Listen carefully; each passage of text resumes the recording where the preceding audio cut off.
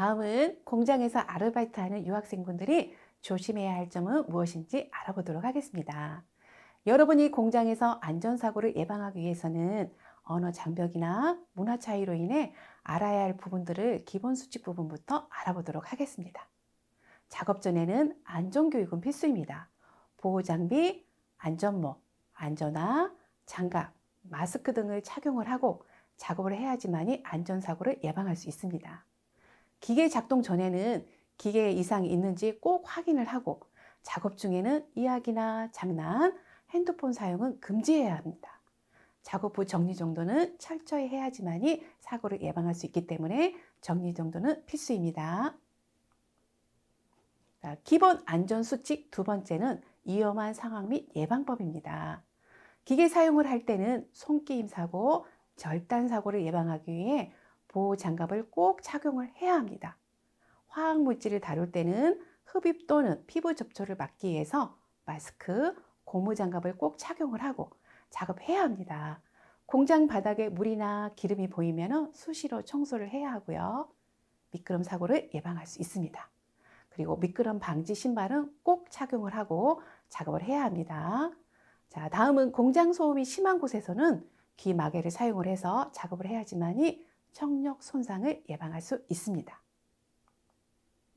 자, 공장에서 작업하다가 비상 상황이 발생했을 때 대처법에 대해서 알아보도록 하겠습니다. 화재가 발생했을 때는 초기 진압이 가능한 불은 소화기를 이용해서 화재를 진압하고 끌 수 없는 불일 경우에는 밖으로 대피가 먼저 있기 때문에 안전하게 대피한 후에 119에 신고하면 됩니다. 기계 사고로 인해서 사고가 발생했을 때는 즉시 정지 버튼을 눌러서 기계를 멈추게 한 후에 사고를 관리자에게 알리셔야 합니다. 작업하다가 부상을 당해서 응급 상황이 발생했을 경우에는 응급처치 후 병원 방문을 해서 치료를 받고 회사에 알리셔야 합니다. 다음은 공장에서 작업 시 알아야 할 표지판에 대해서 알아보도록 하겠습니다. 안전 표지판은 금지, 경고, 지시, 안내 표지판으로 나누어져 있습니다.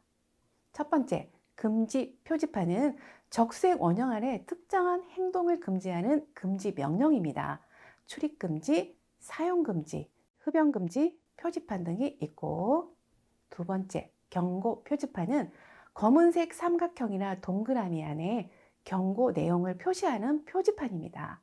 자, 첫 번째 표지판은 위험 장소를 경고하는 표지판이고, 두 번째 표지판은 감전주의의 표지판입니다. 세 번째 표지판은 미끄럼주의의 표지판입니다. 다음은 지시 표지판을 살펴보겠습니다. 자, 지시 표지판은 청색 원형 바탕에 백색으로 보호장구를 지시하는 안전 표지판입니다. 안전모 착용, 안전화 착용, 안전장갑 착용, 안전복 착용, 기막의 착용 등이 있습니다.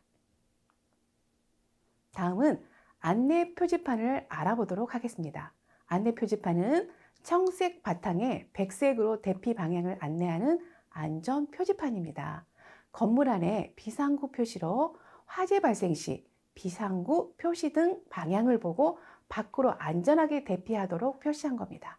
화재 발생 시 비상구 표시가 있는 문은 밖으로 대피하는데 계단이 가까워서 화재 발생 시에는 안전하게 대피할 수 있기 때문입니다. 비상구 표시판 위치를 평상시에 잘 알아두도록 하시면 좋겠습니다. 자, 공장에서 아르바이트 할 때 사고 사례입니다.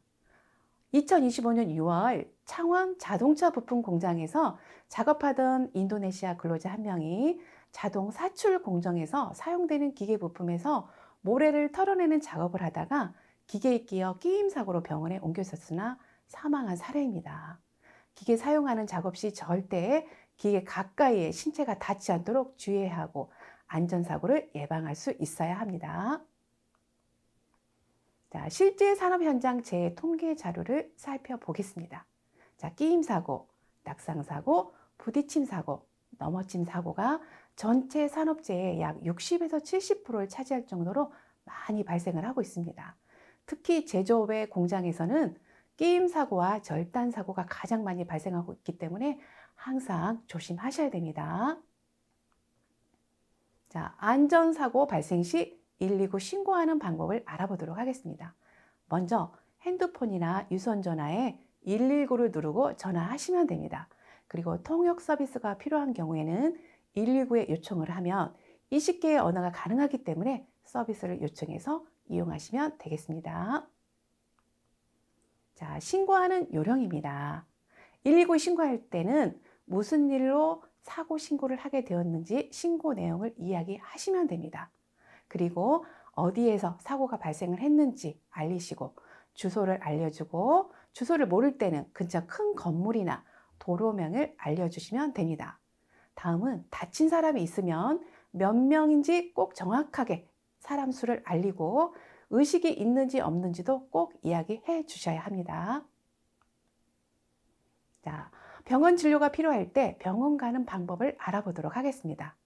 응급 상황이면 119 신고하고 응급 차량을 요청하시면 됩니다.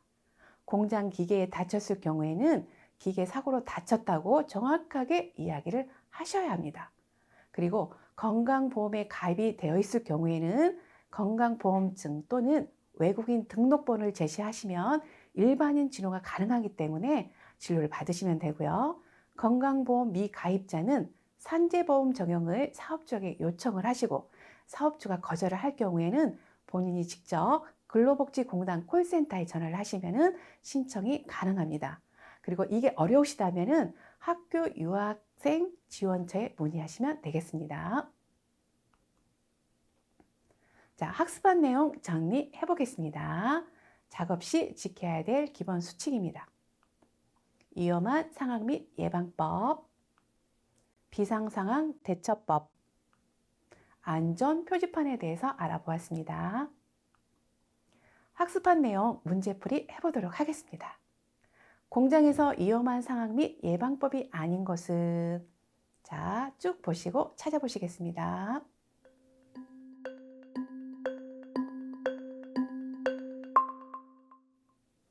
자, 찾으셨나요? 네, 정답 4번이죠. 공장 소음이 심한 곳에서는 기마개를 사용 안 해도 된다. 아니죠. 공장의 소음이 심한 곳에서는 청력을 보호하기 위해서 꼭 기마개를 사용하셔야 됩니다. 자, 문제풀이입니다. 다음 중 금지 표지판에 해당되지 않는 거 한번 찾아보시겠습니다.